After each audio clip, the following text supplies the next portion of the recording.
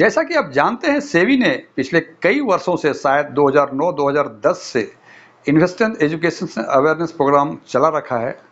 और इसके अलावे भी सोशल मीडिया पे जैसे यूट्यूब, फेसबुक, इंस्टाग्राम, इस पे इन्वेस्टमेंट रिलेटेड बहुत सारे वीडियोज हैं। ये सारी चीज़ एक साथ देखने से ऐसा समझ में आता है, ऐसा लगता है एक कॉमन इन्वेस्टर को इन्वेस्टमेंट्स का फंडामेंटल समझ में आ गया कि जैसे यदि आप इक्विटी में इन्वेस्ट करना चाहते हैं और चाहते हैं कि आपको अच्छे रिटर्न मिले, आपको लॉन्ग टर्म हॉरिजन देखना होगा। डेट में कंपैरेटिवली शॉर्ट टर्म हॉरिजन देखना पड़ेगा। और खासकर यदि इक्विटी सेगमेंट में एसआईपी में इन्वेस्टमेंट करते हैं तो ये लॉन्ग टर्म होना ही चाहिए, जिससे कि कॉस्ट जो एवरेजिंग है वो प्रॉपरली हो जाए।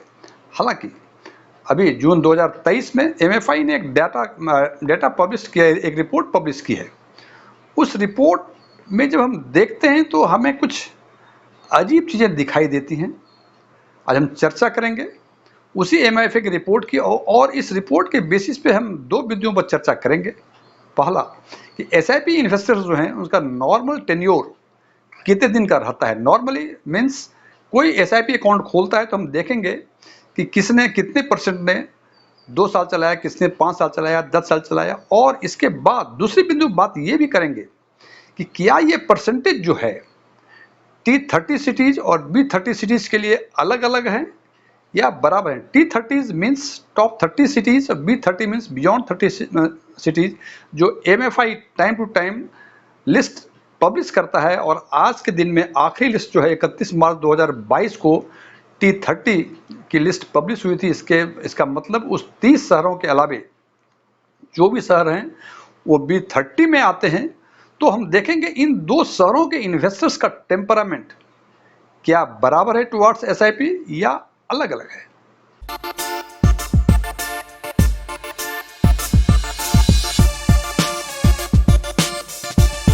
यदि मेरा ये वीडियो आपको पसंद आए, इसे लाइक करें, अपने फ्रेंड्स के साथ शेयर करें। कुछ चीज़ें अच्छी लगी हो कमेंट करके बताएं, कुछ चीज़ें अच्छी नहीं लगी हो इसके बारे में ज़रूर बताएं। और यदि आप पहली बार हमारे चैनल को विजिट कर रहे हैं तो सब्सक्राइब करें और बगल में बेल आइकन को जरूर दबाएं ताकि हमारे सभी नए वीडियो की नोटिफिकेशन आपको लगातार मिलती रहे। S1 टेक्सविन में आपका एक बार फिर से स्वागत है। मेरा नाम DM झा है।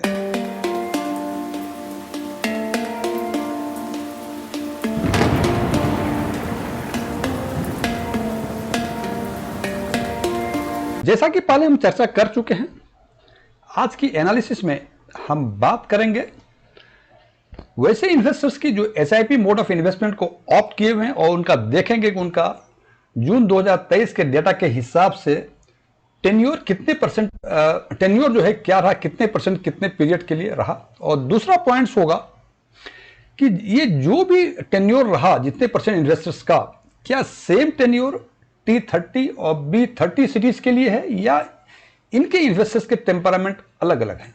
T30 means top 30, B30 means beyond 30। Means MFI top 30 series को सिलेक्ट करता है, लिस्ट निकालता है, और उसके बाद जो भी सिटीज आती हैं वो B30 में आती हैं।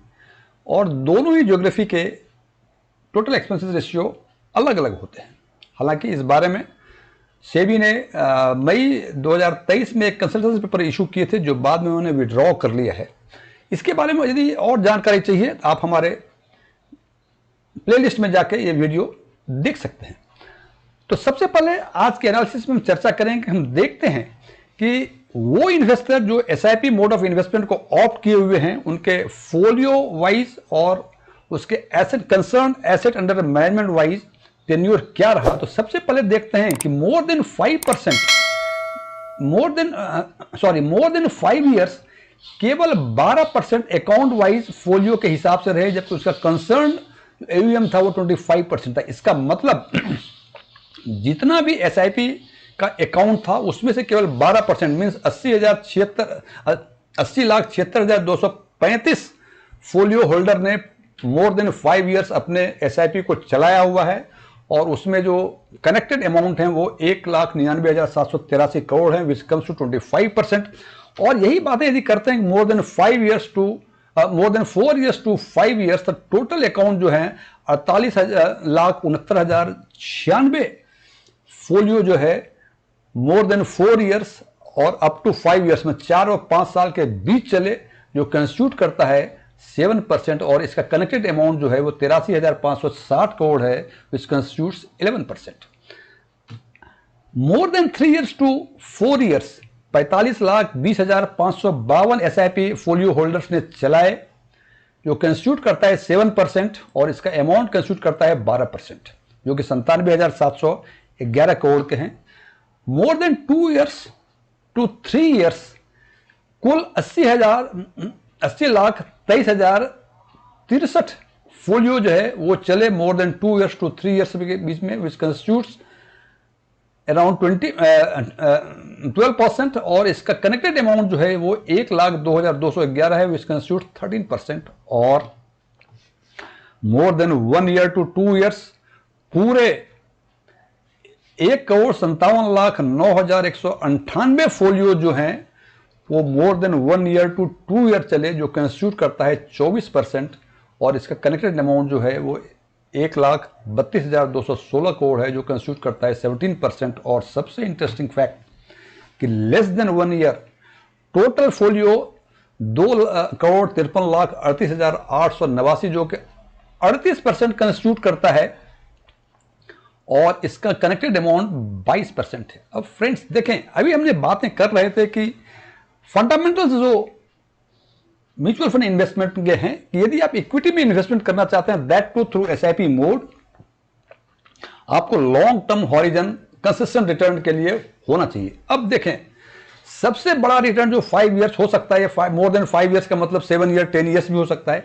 केवल 12% अकाउंट होल्डर ही हैं जो मोर देन 5 ईयर्स को चलाते हैं, और लेस देन 1 ईयर में 2,53,38,889 फोलियो ऐसे हैं जिन्होंने 1 साल के अंदर अपने SIP अकाउंट को बंद कर दिया, जो कि 38% है। और ये टोटल यदि देखते हैं तो टोटल जो है 6,65,37,33,033 फोलियो एज ऑन जून 2023 था, जिसमें से कि आपने देखा कि 38% ऐसे फोलियो होल्डर्स हैं जिन्होंने 1 साल के अंदर ही अपने SIP अकाउंट को बंद कर दिया, और अमाउंट वाइज इस कंस्टिट्यूट 22%। इससे हमें यह समझ में आता है कि सेबी का investors awareness and education program या डिफरेंट सोशल मीडिया पे जो फंड इन्वेस्टमेंट के, खासकर म्यूचुअल फंड इन्वेस्टमेंट के जो ज्ञान मिलता है, उससे हमारे कॉमन इन्वेस्टर कितने प्रभावित हैं। वो सेबी के इन्वेस्टर्स एजुकेशन अवेयरनेस प्रोग्राम से कम प्रभावित हैं, जबकि ऐसे लगता है ये देख के जिन्होंने मोर देन 38% अकाउंट जो है 1 साल के अंदर बंद हो गए। इससे ये समझ में आता है कि यूट्यूब या जो सोशल मीडिया पर डिफरेंट चैनल्स के थ्रू जो इन्वेस्टमेंट पे ज्ञान मिलता है, उससे कितने प्रभावित हैं। और आगे बात करते हैं हम T30 और B30 सिटीज के बारे में। तो हम देखते हैं कि more than 5 years T30 cities में 12% अकाउंट चले, B30 में भी 12% अकाउंट चले, और अमाउंट जो है 25% T30 में और B30 में 24%। इससे यह लगता है कि T30 सिटीज के जो इन्वेस्टर्स हैं उनका इंस्टॉलमेंट जो है SIP का, वो in comparison to B30 cities अधिक है। यदि बात करें more than 4 years to 5 years, तो देखते हैं कि T30 में 7% अकाउंट होल्डर ने चलाए, B30 में 8% अकाउंट होल्डर ने चलाए, और 11% AUM इधर है आपका T30 में, और B30 में it comes to 10%। More than 3 years to 4 years दोनों सिटीज में बराबर है, 7% अकाउंट वाइज, यहां भी 7% account wise, 12% amount wise, 12% amount wise, यहां कोई फर्क नहीं है। More than 2 years to 3 years 12% account wise, 12% account wise, 13% AUM wise, 13% AUM wise, means इन दोनों पीरियड में more than 2 years to 4 years में T30 और B30 के इन्वेस्टर्स के टेम्परामेंट में कोई फर्क नहीं दिख रहा है।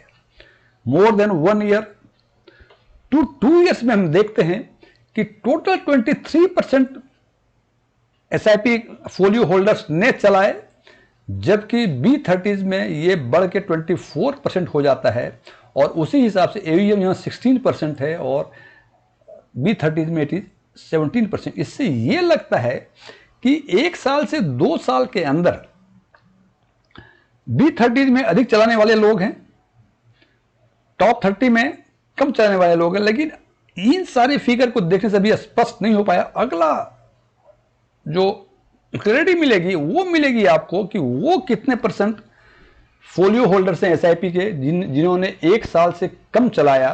तो हम देखते हैं कि T30 में इट इज 39%, अमाउंट वाइज 22%, और B30 में इट इज 37% और अमाउंट वाइज 22%। अब फ्रेंड्स, यदि हम इनको एक साथ देखें, हम देखते हैं कि यदि हम लेस देन 1 ईयर की बातें करें, जो कि सबसे अधिक इमेच्योर्ड इन्वेस्टर्स हैं, उस इनमेच्योर्ड इन्वेस्टर्स का जो परसेंटेज है 39%, ये टॉप 3 सिटीज में अधिक है, जबकि B30 सिटीज में ये 37% है। हालांकि एवीएम वाइज यहां भी 22% है, यहां भी 22% है। मोर देन 5 ईयर्स में हम देखते हैं कि T30 में 25% लोगों ने 5 साल से अधिक चलाया, जबकि B30 में इट इज 24% एवीएम के हिसाब से, और अकाउंट वाइज इट इज 12%, यहां भी 12% है। अब इन दोनों को यदि हम एक साथ देखते हैं तो हमें एक बात तो बड़ा स्पष्ट समझ में आती है कि जो कॉमन इन्वेस्टर्स है वो सेबी के इन्वेस्टर्स एजुकेशन अवेयरनेस प्रोग्राम जो भी हैं, या तो उनके पास नहीं पहुंच पा रही हैं, या पहुंच पा रही हैं तो वो उनसे प्रभावित कम है, जबकि वो अधिक प्रभावित हैं यूट्यूब, इंस्टाग्राम और फेसबुक पे जो वीडियोज आती हैं इन्वेस्टमेंट के बारे में, जिसमें 2 साल में 2 गुने, 3 साल में 2 गुने करने का मंत्र दिया जाता है, जादू बताया जाता है। इन जादुओं से ये इन्वेस्टर्स अधिक प्रभावित हैं। हालांकि फ्रेंड्स, जैसे मैं बार बार कहता हूं कि म्यूचुअल फंड में इन्वेस्टमेंट कोई जादू नहीं है, ना मैं कोई प्रॉमिस करता हूं कि हम जो उपाय बता रहे हैं उस उपाय को फॉलो करेंगे तो आपके रकम 3 साल में दुगनी या 4 साल में दुगनी हो जाएंगी। हो सकता है आपने 2 साल 3 साल में रकम दुगनी की हुई हो, लेकिन it is just a chance. Consistent return पाने के लिए आपको लॉन्ग टर्म हॉरिजन अडॉप्ट करना ही होगा। लेकिन इस डेटा से यह समझ में आता है कि अभी भी जो हिंदुस्तान के कॉमन इन्वेस्टर्स हैं उनको ये बात ना तो सेबी, ना ही जो फाइनेंशियल इन्फ्लुएंसर्स हैं थ्रू यूट्यूब या फेसबुक या इंस्टाग्राम, उनको प्रभावित नहीं कर सकें ये सोचने के लिए कि वो इन्वेस्टमेंट को लॉन्ग टर्म हॉरिजन के विचार से देखें।